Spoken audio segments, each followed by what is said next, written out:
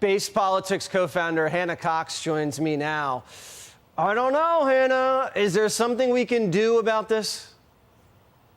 Well, I think there is something we can do about this. One, people can vote with their dollar in the market and avoid companies that are doing these kinds of things behind their back. It's not just GM. The report actually covered a number of car companies that are doing this, and they're not doing it with their full chest. They're doing this in the fine print. People have to really read the contracts that they're signing to even find out this is going on. Many of the people that have had this happen with their insurance had no clue that their car was spying on them and giving their data to third parties until it was too late and it was already happening. So I think that you can expect to see lawsuits over this. And I think that people need to be concerned because this is part of a growing trend we see where technology is increasingly being used to spy on us. And this really shouldn't surprise us given the way things have gone in this country over the past 2 decades.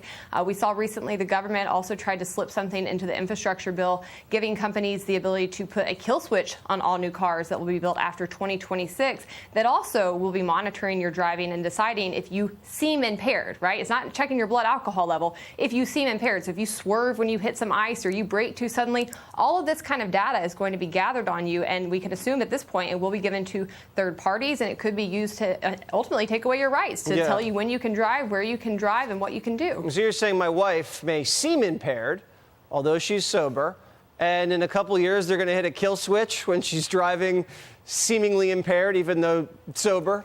I mean, that's right. What if she's on the way back to the house with something that I really need desperately?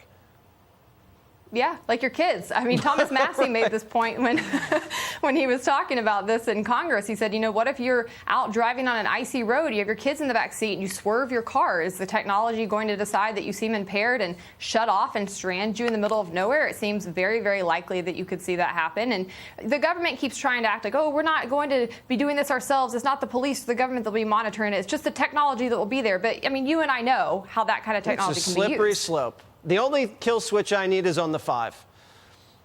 Jessica, goodbye. Thank you so much. Click here to subscribe to the Fox News YouTube page to catch our hottest interviews and most compelling analysis. You won't get it anywhere else.